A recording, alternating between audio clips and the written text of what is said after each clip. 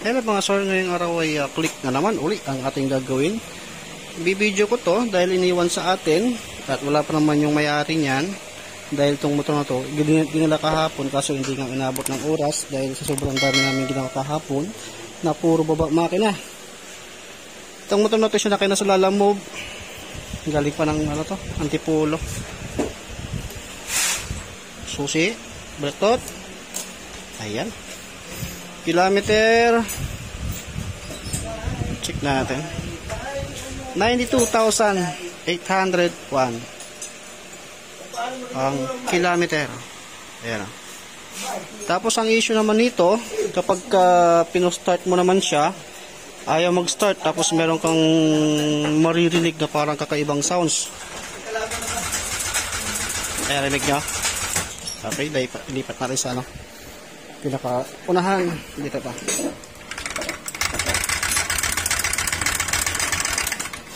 Tapos ayaw na mag-start. Ang pagkakwento ng may-ari nito, tumatakbo daw. Tapos biglang may parang humina yung hatak. Tapos hanggang sa hindi na mag-start. Kaya ito yung nadala dito. Pero sabi ko, check muna natin kung ano yung mga problema nito tayo bumili ng pesa para hindi tayo madoble-doble or hindi kayo mapagastos kako ng malaki. Kapag mga ganito naman yung mga nagiging issue ng motor, ay syempre check pa natin yan. Mag-start tayo sa may CVT, tatanggalin natin yung kanyang pulley at tatanggalin din natin to, bubuksan ko rin yung cylinder head cover, check ko rin yan. Tapos syempre kakamay ko kung madali bang ikutin na kahit na nakalagay yung kanyang spark plug, syempre hindi makakalusot yung presyo ng makina o yung compression ng makina. Ngayon kung mapaikot natin at madaling mapaikot, ibig sabihin loss compression at talagang hindi siya andar. Ngayon yung ingay naman na yun, maaaring naputol yung connecting rod, maaaring nabasag yung piston, or may ibang problema. Yan, o baka nag-loss compression to, tumukod, ganun. Bumaloktot yung valvula at kapag umiikot na yung crankshaft, up and down yung piston, tumatama yung piston sa may valvula. Mga ganun ang kwento nito. Pero buksan muna natin para ma-check natin. Pakita ko sa inyo yung issue or yung problema nito. Eto na mga sir, tanggal ko na yung kanyang upuan, cover, tapos yung crankcase cover naman natin dito sa may CVT. Yan, natin ko na. At dito na tayo sa may part ng CVT naman. Tatry natin ikutin yung kanyang pulley kung kaya ko ba nang paikutin ng dire-diretso ng kinakamay lang. Na dapat hindi mo dapat kayang gawin ng ganun kasi may presyon. Dito kung nakakamay mo, matik, loss com. Sige. Yan. Kasi kung may presyon to mga sir, yan, yung gantong mga lambutan ng hawak mo, hindi mo maiikot yan ng tuloy-tuloy ito mga sir. Kailangan persado ka pa. Kailangan gumagamit ka pa ng sakit dito para mapaikot. Ito, kasi yung ikot ng kamay ko, halos hindi nga ako nahihirapan. Ayun o, dire-diretso yung ikot ko. Nang hindi ako nahihirapan, isa na ito sa mga loss compression. Na kahit na anong gawin mong pag-start dito, talagang hindi start to. Yan. Diretso. Sabihin, nag-loss compression to, kaya hindi talaga under to. Ang nakikita ko namang problema nito, kapag ganito, yan, kaya ko rin tinanggal ito, para makita ko kung may langis bang umaangat dito sa ibabaw.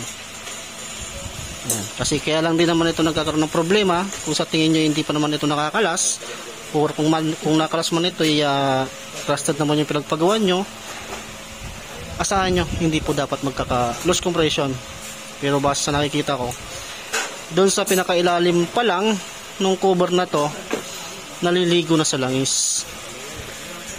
Doon sa parteng ilalim, naliligo na sa langis. Kaya ang nakikita kong problema nito mga sir, natuyuan ng langis to, kaya nag-loss compression to. Kaya nag-loss compression, natin ang langis. Alam nyo naman, ang buhay ng makina, langis. saka gasolina kung gusto nyo tumakbo. Kung sa patibayan ng makina, langis. Kung gusto nyo tumakbo yung motor, lalagyan ng gasolina. Nag-lost comp. Malamang yung narinig na tunog na yan dahil gas-gas yung piston nito. Knocking na yung piston ring sa piston. Gas-gas yung block nito. Pero bago ko itap overhaul to, titignan ko muna yung kanyang sigunyal kung kaya ko bang alugin, kung may play ba or wala, kasi hindi naman natin yung mapapaandar to dahil loss compression, hindi natin marinig yung tunog ng kalampag. Kaya gagalawin natin, sana wala, para focus lang tayo dito at hindi mapagastos ng malaki yung customer. Yan, gusto nyo hindi kayo gumastos ng malaki, alagaan nyo sa langis. Na-check naman na yung kanyang sigunyal, wala naman ako naramdamang play, kaya top overhaul tayo. At ito nga, naumpisa na rin natin na kinalas. Paghihiwalay na natin yung kanyang cylinder head. Ito na yung head. Ayan, tanggalan na natin. Tapos mamaya bubuhusan natin ng gasolina rito. Sunod mo yung block. Sunod natin tatanggalin yung block, mga sira.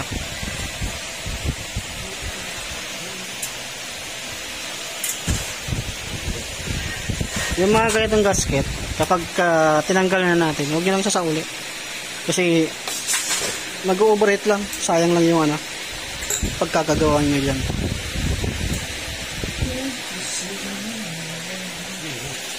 Okay, ito na yung block. Tanggalan natin at ito yung kinalabasan. Ayan o. Gas. Punasan mo muna. At inawakan mo kaya nakondimi na. Basta yun na yan. Contaminated?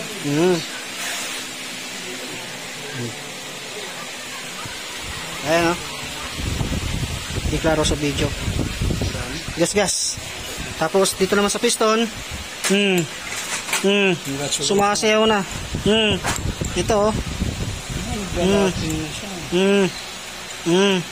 Pati connecting rod damage. Kasi kapag once na ganito na yung plane nito, mga sir, automatic kailangan natin i-overhaul to. Kasi kung itatap overhaul mo lang, use and less. Yan. Kasi hindi natin yan malalaman kung hindi mo tatanggalin. Kaya doon sa kanilang video na gano'n yung tunugan niya dahil ganyan. Yan. Tapos piston ring, ayan o, pakat na pakat. Bus. Yan. Overhaul. Pero para makatipid si sir, bibigyan ko na lang ito ng connecting rod. Libre, mga sir. Libre na lang. Yan. Para makatipid ka. Kasi hindi naman ito pupunta sa akin kung hindi ko naman ito followers. Kaya bigyan ko lang ito ng connecting rod. Para hindi bumili ng bagong sigunyal kasi hindi naman kalampag. Nakagawan ko kasi ng paraan kapag ang problema mo lang ay connecting rod. Pero kung problema mo kalampag, medyo doon tayo mahihirapan. Mapapabago. O tanggalin muna natin. Baka mamaya doon lang sa may piston ang parting maluwag at hindi naman doon sa connecting rod, hindi na natin ito i-overhaul. Okay, yan naman ang gagawin natin. Ito na mga sarap pinag-iulay na natin kasi hindi ko na pwedeng may garantiya na pwede niya pang gamitin yung connecting rod. Kaya ito, ginaba na natin. Bigyan ko na siya ng connecting rod, mga sir. Baka kasi pag ginawa mo ng paraan ng yan at pumitaw yung connecting rod dun sa pagkaka-piston pin, may posibilidad na mabasag yung crankcase. Naranasan na namin yan. Yung mga ganong na-encounter sa mga ibang motor sa iba rin pinagawa.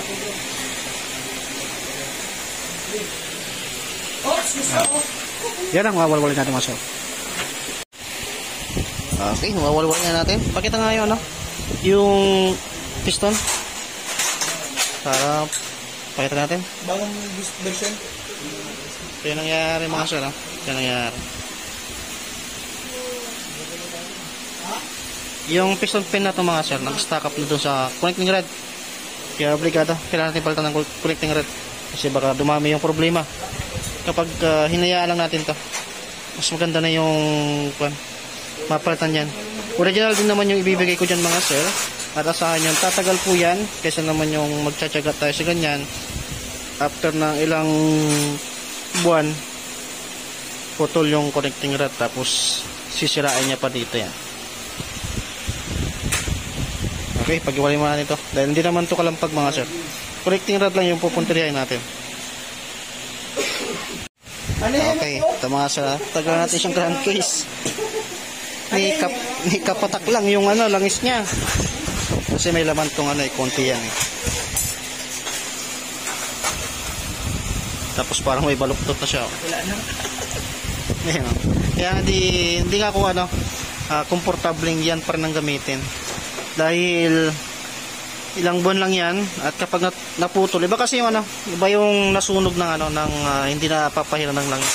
Parang ganito kasi nga walang langis. Kaya dumikit yung piston pin. Ay posible din na maputol yan. Tatama yan. Pag naputol yan, ikot ng ikot siyang crankshaft hanggang sa sisira niya na to. Hindi na dami yung problema.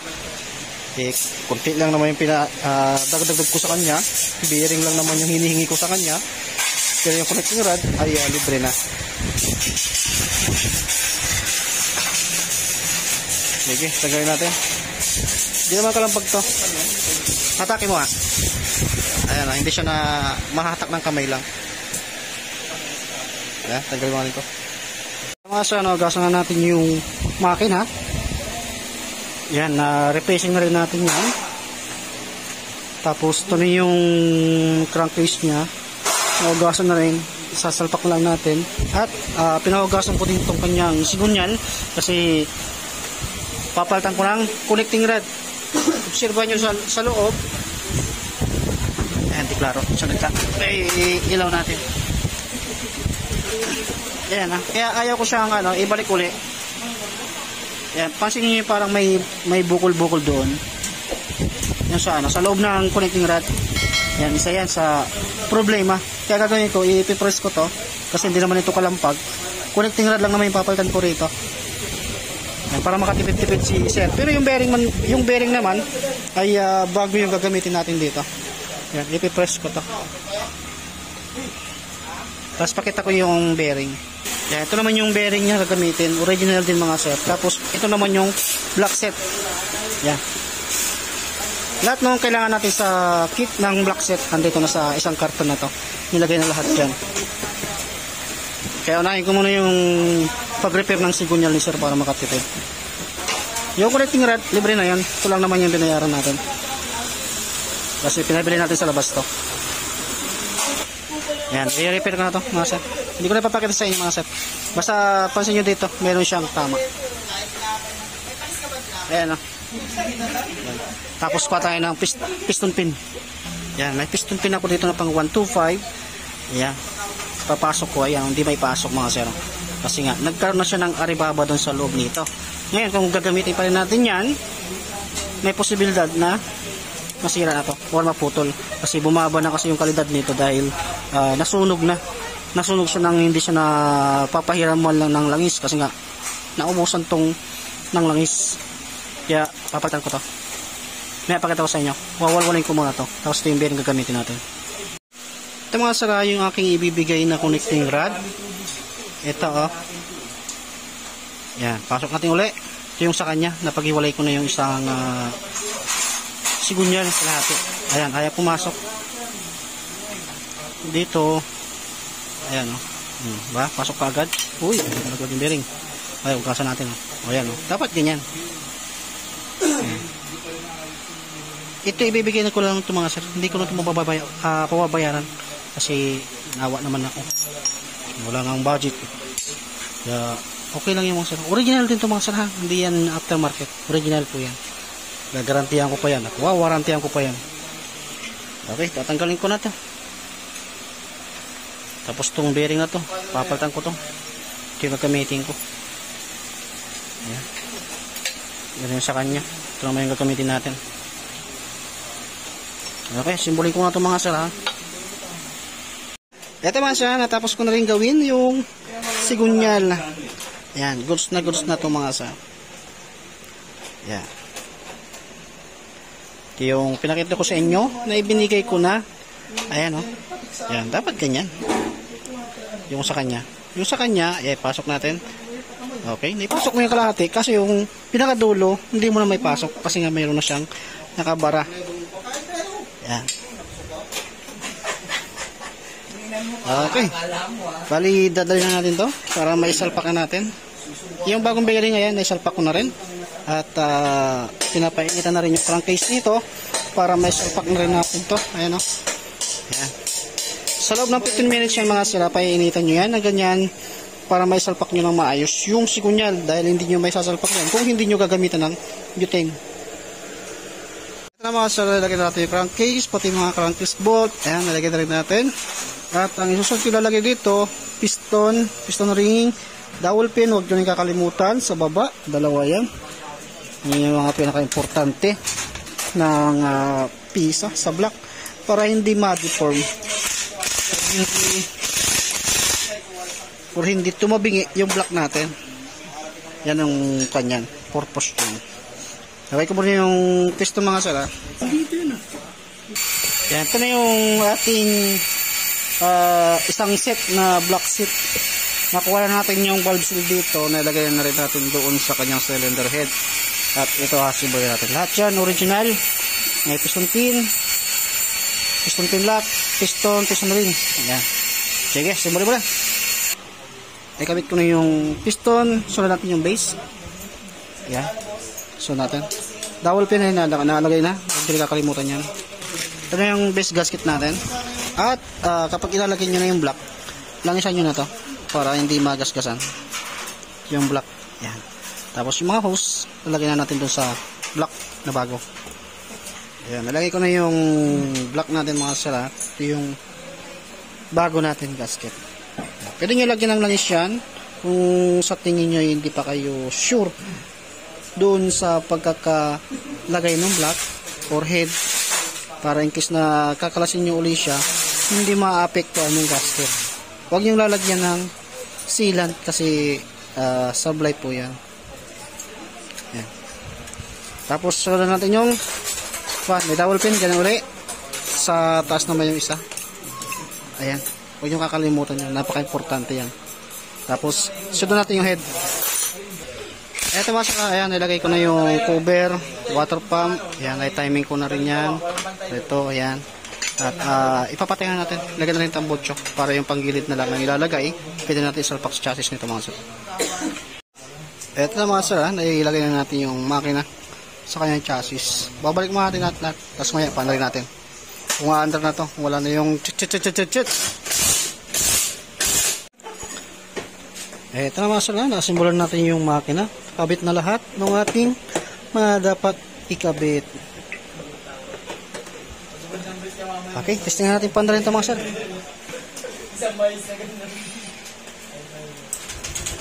Ayun, no? Hindi na siya para may nagkakalampangan dahil po yan dun sa piston. Yan, medyo mababa pa yung kanyang minor dahil hindi pa natin siya nasasalangan ng diagnostic tools. Yan, papainitin muna natin ito mga sasalangan natin sa salangan ng diagnostic tools dahil check pa natin kung may leak. Tapos kung mayroon bang coolant na nag-leak din sa ibaba, tapos pinapasingaw natin yung radiator. Yan, para iuwi na ni Syria, wala na siyang iisipin.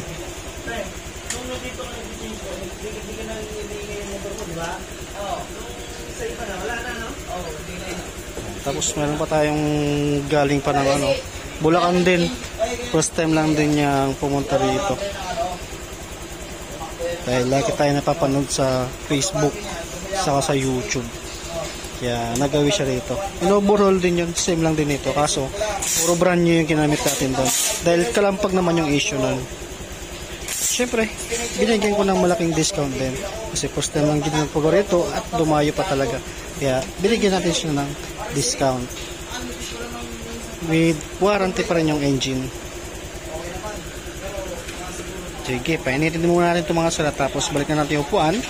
Maya sala natin ang diagnostic tools para makuha natin yung saktong-saktong minor. Na dapat ang minor natin ay 1,500 plus 100